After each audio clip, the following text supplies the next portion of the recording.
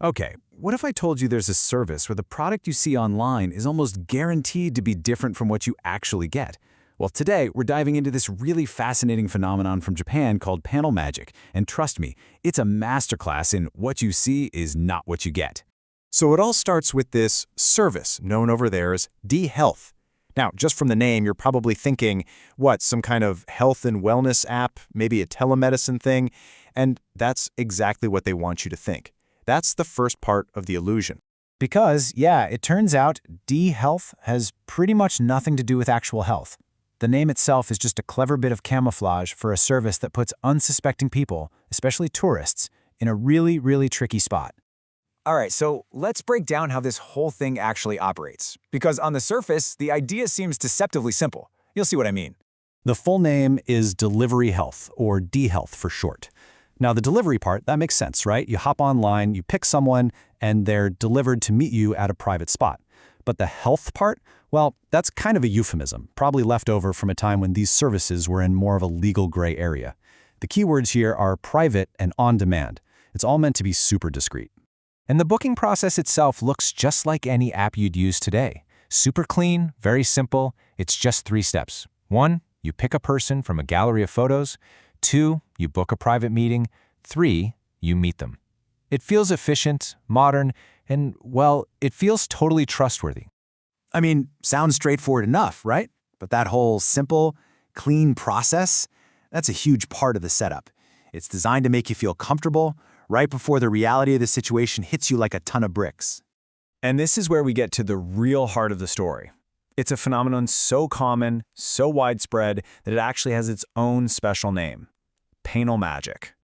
So, what in the world is panel magic, or paneru majiku, as they say it?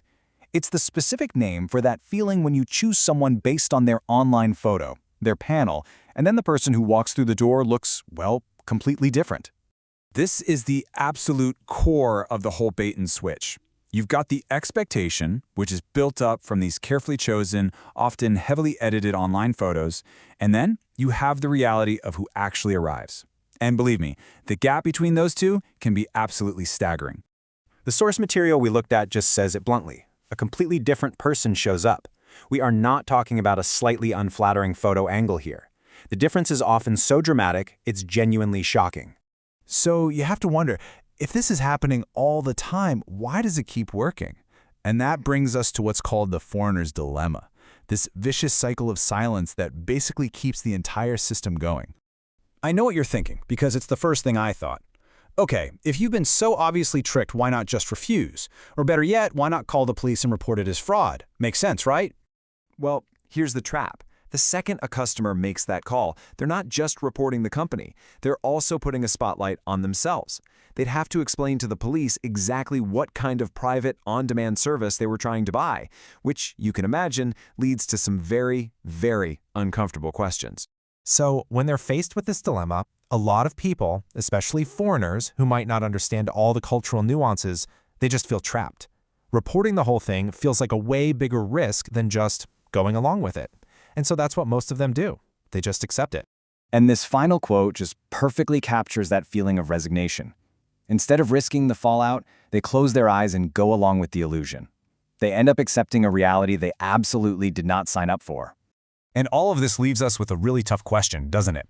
When this panel magic isn't just an accident, but it's the core of the business model, when the deception is the product, who's really at fault here? Is it the service that's exploiting this weird loophole, or is it the customer who knowingly stepped into that gray area to begin with? It's a wild look at the blurry lines between marketing, deception, and accountability. What do you guys think?